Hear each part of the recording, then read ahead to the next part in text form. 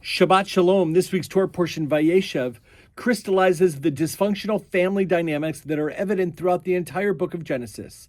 The fraught father-son relationship, the painful intergenerational wounds of favoritism, the anger and resentment between siblings, and deep down the simple desire simply to be loved. Joseph was thrown into an empty pit by his brothers. No water in it, only snakes and scorpions. He symbolically reached the lowest level of darkness. It's a tragic and traumatic story. Our story begins with love. It says Jacob loved Joseph more than any of his other children, and so he gave him a coat of many colors. Parshat Vayeishev ends with Joseph in prison, lost and alone at the lowest level possible.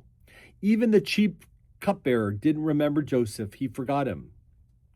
Why does this week's Parsha end with such despair? Jonathan Sacks teaches, don't think you understand the story of your life at halftime. That is the lesson of Joseph.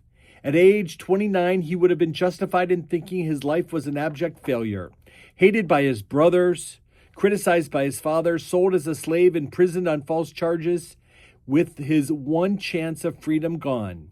The second half of the story shows us that Joseph's life was not like that at all.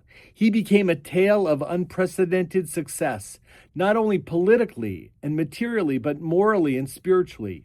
He became the first person in recorded history to forgive.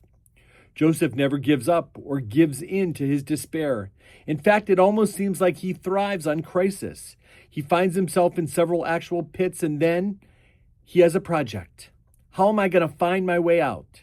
He figures out where his resources are, both internally and externally. He trusts his skills and seems to have endless faith in the goodness of others. Even random strangers can change the course of history.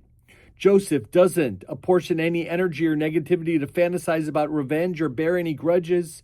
Strengthened by suffering and given courage to survive, we learn from Joseph to keep going, have faith, refuse to despair, and write a new and different chapter in the book of life.